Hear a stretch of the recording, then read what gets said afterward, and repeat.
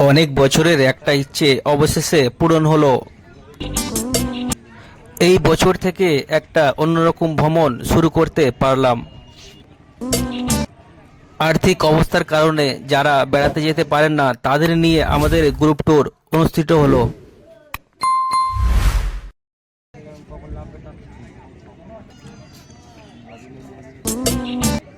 প্রথমে বিক্ষোভটি, তারপর বহু মানুষের আবেদনের মধ্যে থেকে কিছু পর্যটকদের আমরা বেছে নিই। আমাদের সঙ্গে আছেন মিস্টার শাহজাহান, মিস্টার আবু সোনা।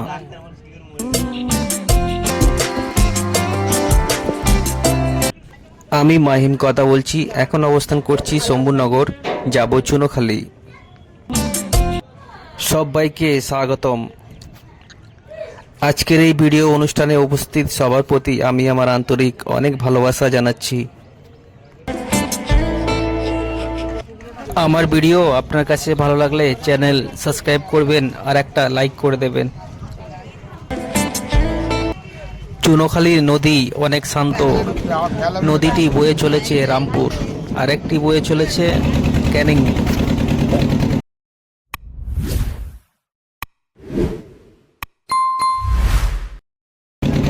চুনোখালী থেকে সুন্দরবন মাত্র 20 কিলোমিটার দূরত্ব।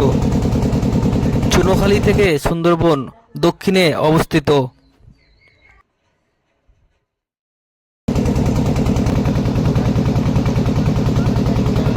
চুনোখালীর নদী মাতলা নদী নামে পরিচিত। 1 বছর আগে এখানে ভাসাল ছিল না, মূলত ফেরিঘাট ছিল। চুনোখালী এলাকাটি সুন্দরবনের প্রবেশ পথ।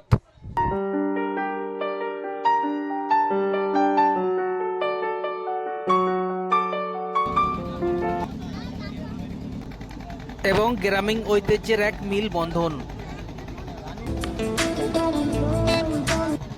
জলের দুলুনি শেষ, এবার মাটির টানে ফেরার পালা।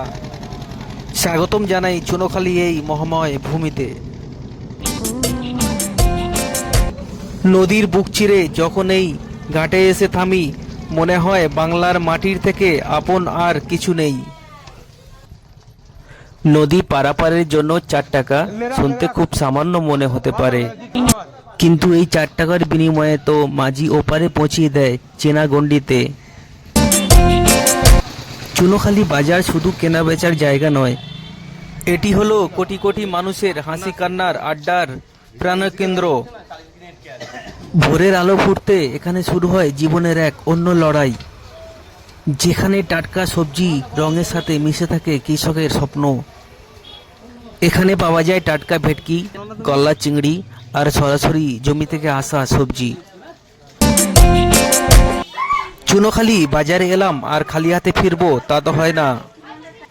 অনেক খোঁজাখুঁজির পর নিজের জন্য একজোড়া জম্পেস বুট জুতা কিনে ফেললাম।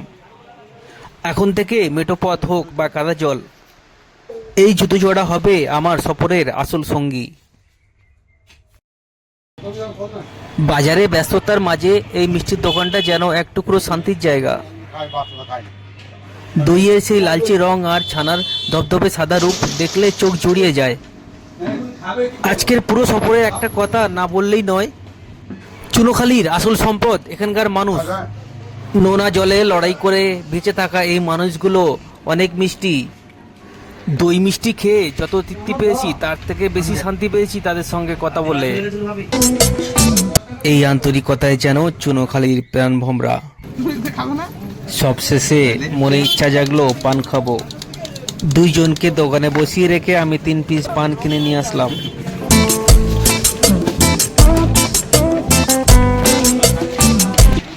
বাঙালির বাজার আর থলিতে মাছ থাকবে না তা কি হয়। সব হইচই ছাড়িয়ে নজর কাড়লো আমার ওই মাছের গলিটা। রূপালি আসে চোখমখানি আর জলে গন্ধ। মাছের বাজার মানেই এক জীবন্ত ছবি। বরফে ঢাকা মাছ নয়, বরং জালে ধরা পড়া সেই টাটকা মাছ, স্বাদ খুঁজি পাওয়া আলাদা। বাজার ঘোরা শেষ হলো, 3 কিলো ওজনের কাতল মাছ কিনেছি। নদীর ঘাটে যখন এই মালের বোটগুলো এসে লাগে, বিশাল বিশাল সব বস্তা আর এই পূর্ণ বোঝাই নৌকাগুলি এই জনপদের প্রাণ শক্তি।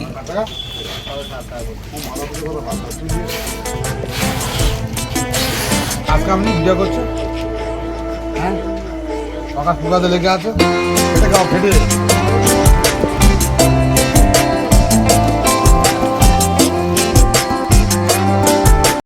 সেই পরিচিত নৌকা আর মাঝি ভাই আমাদের জন্য ঠিক আগের মতো পথ তাকিয়ে বসে আছে।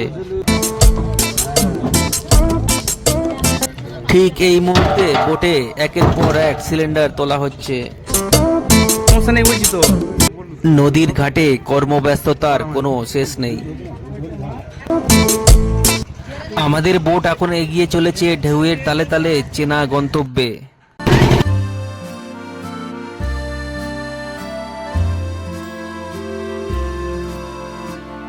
আমার ভিডিও আপনার কাছে ভালো লাগলে চ্যানেল সাবস্ক্রাইব করবেন আর একটা লাইক করে দেবেন।